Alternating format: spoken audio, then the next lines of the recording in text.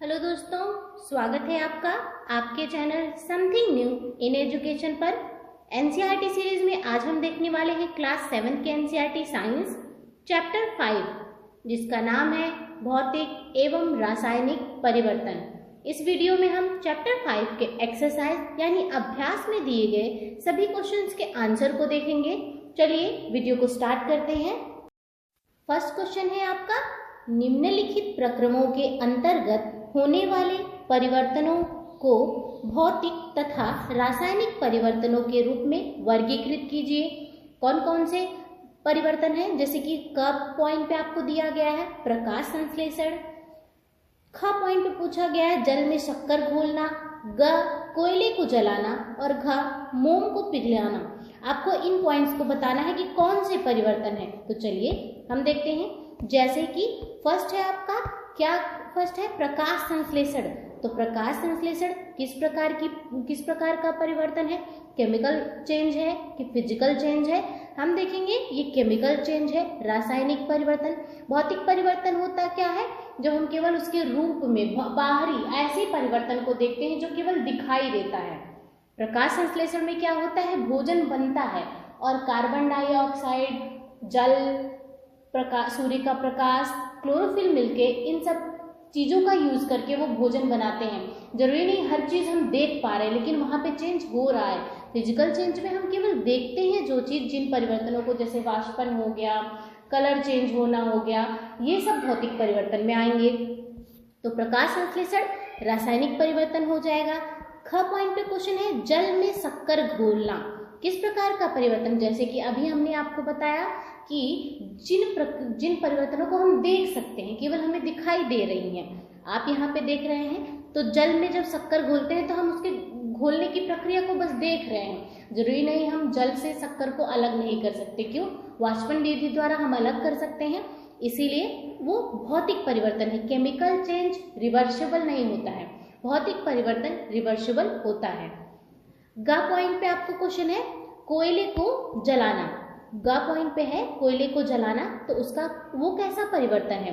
रासायनिक परिवर्तन हो जाएगा। आप कोयले को जलाएंगे, उससे फ्लेम निकलेगा, उससे ऊष्मा निकलेगी, तो ये कैसा परिवर्तन हो जाएगा? रासायनिक परिवर्तन होगा।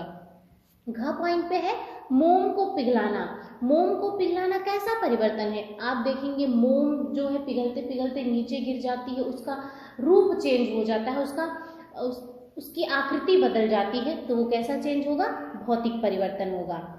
च पॉइंट पे पूछा गया है एल्युमिनियम के टुकड़े को पीट कर उसका पतला पत्र बनाना।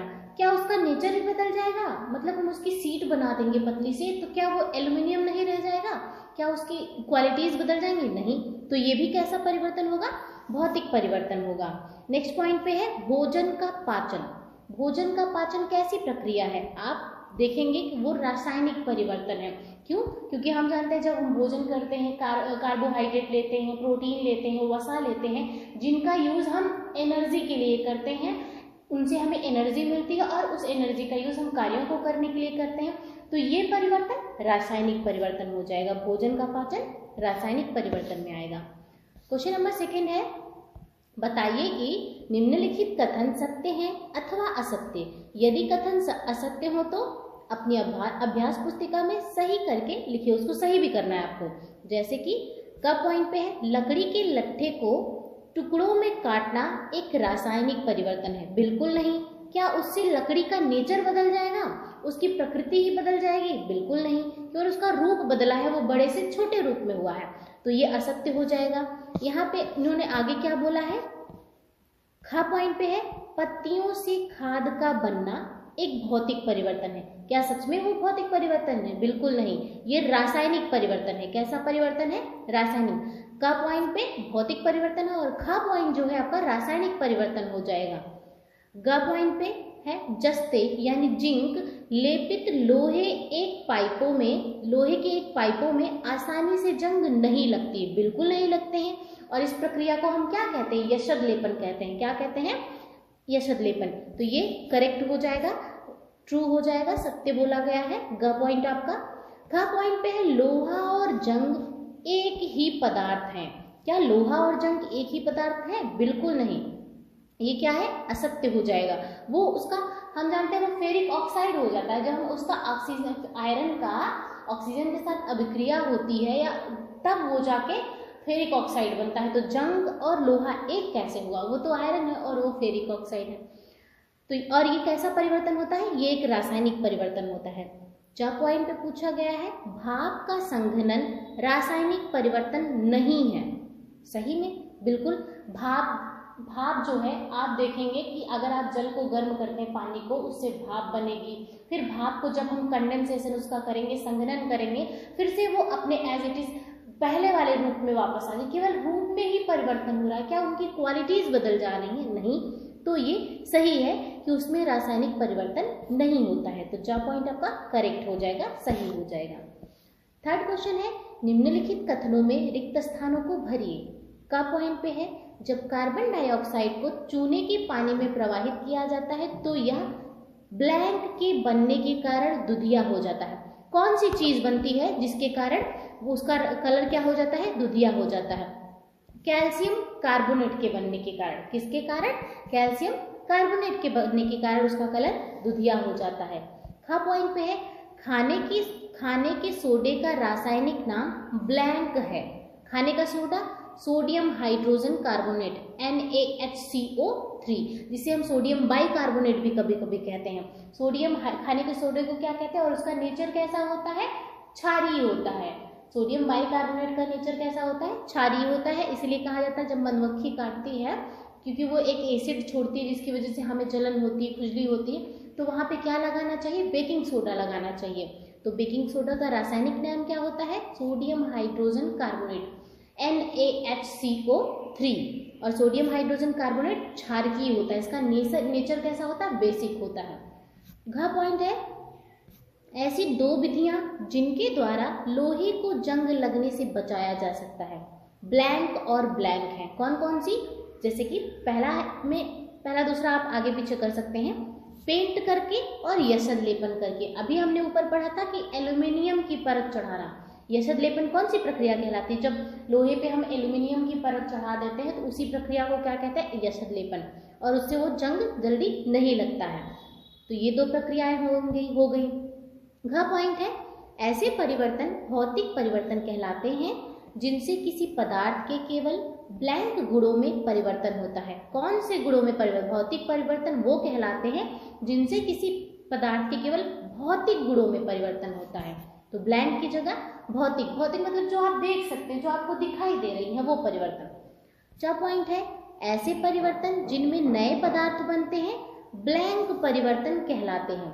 अब देखिए, केवल उसके रूप रंग में परिवर्तन नहीं हो रहा है बल्कि नया पदार्थ बन रहा है, तो वो कैसा परिवर्तन होता है, रासायनिक परिवर्तन होता है। तो ब्लैंक में आप क्या फिल करेंगे, रासायनिक फिल करेंगे।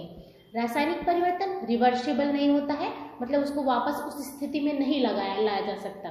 आगे क्वेश्चन नंबर 4 है जब नींबू के रस में खाने का सोडा मिलाया जाता है तो बुलबुले बनते हैं और गैस निकलती है। यह किस प्रकार का परिवर्तन है और आपको समझाना है।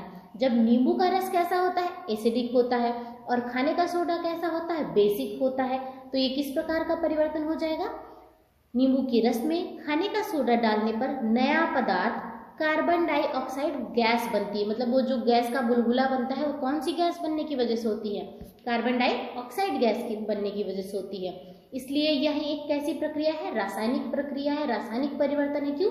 क्योंकि नया पदार्थ, दो पदार्थों के रिएक्शन करने से हमें नया पदार्थ प्राप्त हो रहा है। केवल उनके रूपों में परिवर्तन नहीं हुआ बल्कि हमें नए पदार्थ ही प्राप्त हो गया। तो ये कैसा परिवर्तन हो जाएगा, रासायनिक परिवर्तन होगा। और गैस कौन सी बन रही है, कार्बन डाइऑक्साइड।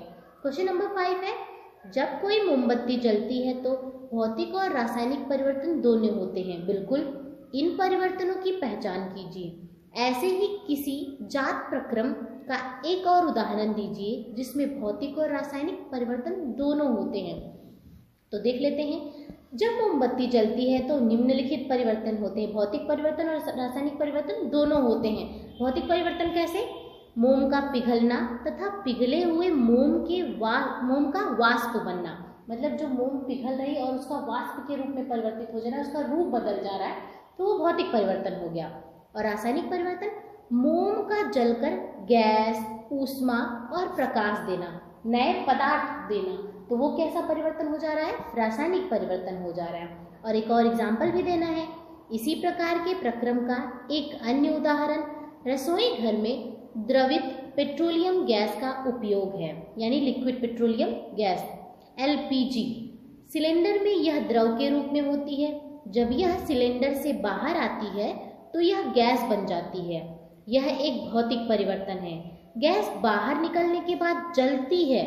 यह एक रासायनिक परिवर्तन है, मतलब भौतिक परिवर्तन भी हो रहा है, रासायनिक परिवर्तन।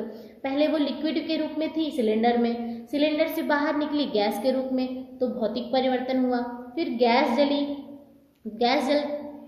फिर उसके बाद गैस क्या जलकर नया ज्वाला दे रही है, ऊष्मा दे रही है, नया पदार्थ दे रही है।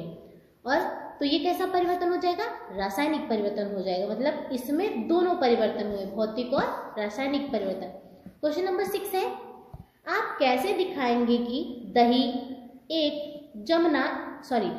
का जमना, यहाँ एक नहीं का होना चाहिए। आप कैसे दिखाएंगे कि दही का जमना एक रासायनिक परिवर्तन है? चलिए इसके आंसर को देखते हैं। दही का जमना एक रासायनिक परिवर्तन है क्योंकि दही दूध से भिन्न पदार्थ है। यह दूध पर जीवाणुओं की क्रिया से बनती है। दही में अलग स्वाद, गंध एवं गुण होते हैं। दही से हम तुरंत दूध में नहीं वापस ला सकते, परिवर्तन नहीं हो सकता, रिवर्सिबल प्रोसेस भी नहीं है और नई चीज भी प्राप्त हो रही। और दही एसिडिक भी होती है, उसमें नया एसिड होता है, तो ये कैसा परिवर्तन हो जाएगा? ये रासायनिक परिवर्तन होगा। क्वेश्चन नंबर 7 है, समझाइए कि लकड़ी के जलने और उसे छोटे टुकड़ों में काटने को दो भिन्न प्रकार के परिवर्तन क्यों माना जाता है? चलिए इसके आंसर को देखते हैं। लकड़ी का जलना एक रासायनिक परिवर्तन है क्योंकि जलने पर कार्बन डाइऑक्साइड एवं राख जैसे नए पदार्थ बनते हैं जिनके गुण लकड़ी से बिल्कुल भिन्न होते हैं। लकड़ी को छोटे छोटे टुकड़ों में काटना एक भौतिक परिवर्तन है क्योंकि इस प्रक्रम में कोई नया पदार्थ नहीं बनता है। आप देखिए, लकड़ी जो आप छोटे छोटे टुकड़ों में काट दे रहे हैं वो तो है तो लकड़ी ही, और उसकी ना क्वालिटी बदल रही है ना उसका नेचर बदल रहा है। लकड़ी के छोटे छोटे टुकड़ों के गुण भी लकड़ी के बड़े टुकड़े के समान ही होते हैं। तो इसलिए लकड़ी को टुकड़ों में काटना भौतिक परिवर्तन और लकड़ी का जलना रासायनिक परिवर्तन। उससे गैस प्राप्त हो रही है, आपको राख प्राप्त हो रही है, नए पदार्थ प्राप्त हो रहे हैं, इसलिए वो रासायनिक परिवर्तन में आ जाता है। क्वेश्चन नंबर 8 है, कॉपर सल्फेट के क्रिस्टल कैसे बनते हैं? इसका वर्णन कीजिए। आंसर देखते हैं। कांच के एक बीकर में लगभग आधा कप पानी लीजिए। पानी में कुछ बूंदे तनु सल्फ्यूरिक अम्ल की डालें, यानी डाइल्यूट H2SO4 की डालें। जल को गर्म कीजिए। जब जल उबलना आरंभ कर दे तो धीरे धीरे इसमें कॉपर सल्फेट यानी CuSO4 का चूर्ण निरंतर विलोडित करते हुए मिलाएं, मतलब हिलाते हुए मिलाइए। कॉपर सल्फेट का चूर्ण मिलाना तब तक जारी रखें जब तक कि उसमें और अधिक मात्रा में कॉपर सल्फेट को घोलना संभव ना हो, मतलब एक संतृप्त विलयन तैयार कीजिए। विलयन को फिल्टर पेपर की सहायता से छान लीजिए। विलयन को फिल्टर पेपर की सहायता से आप छान लेंगे। इसे ठंडा होने दीजिए। जब विलयन ठंडा हो रहा हो तो उसे हिलाया डुलाया नहीं जाना चाहिए। कुछ समय बाद विलयन को देखें। कॉपर सल्फेट के क्रिस्टल धीरे धीरे बीकर के पेंदे में बनने लगते हैं, मतलब बीकर की तली में आपको बैठते हुए कॉपर सल्फेट के क्रिस्टल दिखेंगे। ये क्वेश्चन नंबर 8 था। अब हम क्वेश्चन नंबर 9 को देखते हैं। समझाइए कि लोहे के गेट को पेंट करने पर उसका जंग लगने से बचाव किस प्रकार से होता है? तो आंसर देखते हैं। लोहे पर जंग लगने के लिए ऑक्सीजन एवं नमी की आवश्यकता होती है। लोहे के गेट पर पेंट करने से उसका बचाव इसलिए हो जाता है क्योंकि इससे गेट वायु एवं नमी के संपर्क में नहीं आता है, मतलब ऑक्सीजन के संपर्क में नहीं आता है, तो इसलिए उस पर जंग नहीं लगती है। क्वेश्चन नंबर 10 है, समझाइए कि रेगिस्तानी क्षेत्रों की अपेक्षा समुद्र तटीय क्षेत्रों में लोहे की वस्तुओं में जंग अधिक क्यों लगती है? आंसर है, लोहे पर जंग लगने के लिए नमी युक्त वायु का होना आवश्यक है। समुद्र तटीय क्षेत्रों में वायु में नमी की मात्रा बहुत अधिक होती है, इसलिए समुद्र तटीय क्षेत्रों में लोहे पर जंग लगने की दर अधिक होती है। दूसरी ओर रेगिस्तानी क्षेत्रों में वायु शुष्क होती है, जिसमें जलवाष्प की मात्रा कम होती है, इसलिए वहां लोहे पर जंग लगने की दर भी कम हो जाती है। क्वेश्चन नंबर 11 है, हम रसोई में जिस गैस का उपयोग करते हैं वह द्रवित पेट्रोलियम गैस कहलाती है। सिलेंडर में एलपीजी द्रव के रूप में होती है। सिलेंडर से बाहर आते ही यह गैस में परिवर्तित हो जाती है, फिर यह गैस जलती है। निम्नलिखित कथन इन परिवर्तनों से संबंधित है, सही कथन पर चयन कीजिए। जैसे कि प्रक्रम ए रासायनिक परिवर्तन है, क्या सच में ये रासायनिक परिवर्तन है? सही हो तो आप उस पर ट्रू करेक्ट करिए। इन्होंने बोला रासायनिक परिवर्तन है। आप यहाँ पे देखें फर्स्ट प्रक्रम क्या था कि सिलेंडर में एलपीजी द्रव में होती। फर्स्ट प्रक्रम क्या है? सिलेंडर से बाहर आते ही यह गैस में परिवर्तित हो जा रही। तो ये कैसा प्रक्रम है? अगर सही है तो सही का चयन करना है। तो एक ऐसा है रासायनिक परिवर्तन है। कैसा है? रासायनिक परिवर्तन। प्रक्रम ए रासायनिक परिवर्तन है। हाँ बिल्कुल ये रासायनिक परिवर्तन है। क्यों? क्योंकि सिलेंडर से बाहर आते ही यह गैस जलने लगती है। कैसे क्या होने लगती है? जलने लगती है, ऊष्मा देती है, दूसरा रूप ले लेती है और उसका नेचर ही बदल जाता है, वो ऊष्मा देने लगती है। और फिर बोला इन्होंने बी पॉइंट पे, प्रक्रम बी एक रासायनिक परिवर्तन है। क्या सच में प्रक्रम बी एक रासायनिक परिवर्तन है? क्या था प्रक्रम? पहला तो वो गैस में बदल जाती है, दूसरा वो गैस जलने लगती है। क्या प्रक्रम बी भी रासायनिक परिवर्तन है? बिल्कुल प्रक्रम है। आगे देखते हैं, गा पॉइंट पे है, प्रक्रम ए और प्रक्रम बी ये दोनों ही रासायनिक परिवर्तन है। इनमें से कोई भी प्रक्रम रासायनिक परिवर्तन नहीं होगा। तो हमारा आंसर क्या हो जाएगा? प्रक्रम ए और प्रक्रम बी दोनों ही रासायनिक परिवर्तन हैं। दोनों ही क्या हो जाएंगे? केमिकल चेंज हो जाएंगे। तो ये था हमारा क्वेश्चन नंबर 11 का आंसर। वीडियो अच्छी लगी हो, हेल्पफुल लगी हो तो लाइक, शेयर एंड सब्सक्राइब करना ना भूलिएगा। Thank you for watching.